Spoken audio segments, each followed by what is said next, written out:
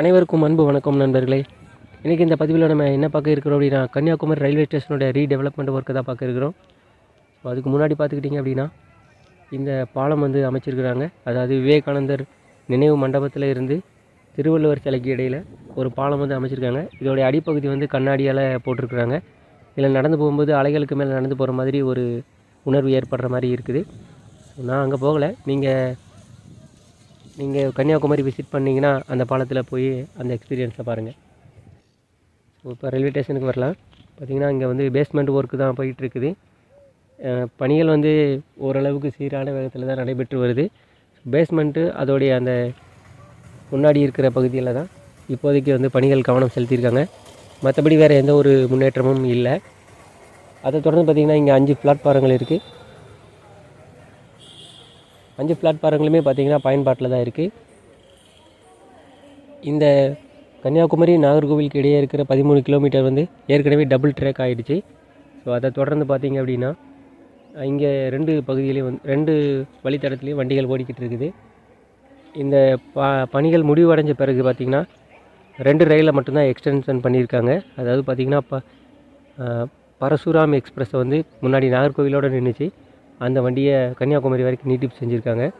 அதுக்கப்புறம் பார்த்திங்கன்னா திருநெல்வேலி நாகர்கோவில் பேசஞ்சராக ஒரு ட்ரெயின் ஓடிட்டு இருந்தது. அந்த ட்ரெயினை திருநெல்வேலி கன்னியாகுமரியாக எக்ஸ்டெண்ட் பண்ணியிருக்காங்க. அவ்வளவுதான். வேறு எந்த ஒரு ட்ரெயினையும் வந்து எக்ஸ்டென்ஷன் பண்ணலை. இருந்தாலும் பார்த்துக்கிட்டிங்க அப்படின்னா ஒரு 6 ரயில்களுக்கான எக்ஸ்டென்ஷன் வந்து இப்போதைக்கு வந்து அவங்க ப்ரப்போசல் பண்ணியிருக்காங்க.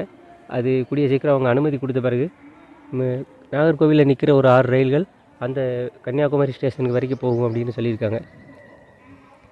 ஸோ பெரும்பாலும் பார்த்துக்கிட்டிங்க அப்படின்னா கன்னியாகுமரிக்கு மக்கள் பஸ்ஸையே பயன்படுத்திடுறாங்க. ஏன்னா எதனாலனா இந்த ட்ரெயினில் போகிறது வந்து ஒரு சன்ரைஸ் சன்செட்டை பார்க்கக்கூடிய அளவுக்கு இல்லை. காலையில் பார்த்திங்கன்னா நம்ம சென்னை எக்மோர் கன்னியாகுமரி வண்டி மட்டும்தான் சன்செட்டை பார்க்குற மாதிரி போகும். இந்த பணிகள் பார்த்திங்க அப்படின்னா பேஸ்மெண்ட்லேயே தான் இருக்குது. நம்மளுடைய லாஸ்ட் அப்டேட் எப்படியோ அதே மாதிரி தான் இருக்குது. பணிகள் நடக்கிற மாதிரி எந்த ஒரு அறிகுறியும் தெரியல. அதாவது வேகமாக நடக்கிற மாதிரி தெரியல. பரவாயில்ல, பொறுமையாக பண்ணாலும் நல்லா ஸ்ட்ராங்காக பண்ணால் சரி தான்.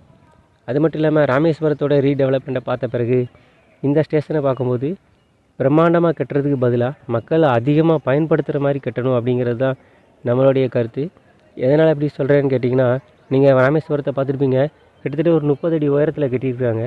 அவ்வளோ உயரம் கட்டுறதுக்கு பதிலாக நிறையா பயணிகள் இருக்கிற மாதிரியும் அவங்களுடைய டாய்லெட் அப்புறம் குப்பை தொட்டிகள் இந்த மாதிரியான இதில் கட்டி தான் இடங்களையும் சுத்தமாக வச்சுக்க முடியும். மக்களும் நிறைய பேர் அங்கே தங்குற மாதிரி இருக்கும்.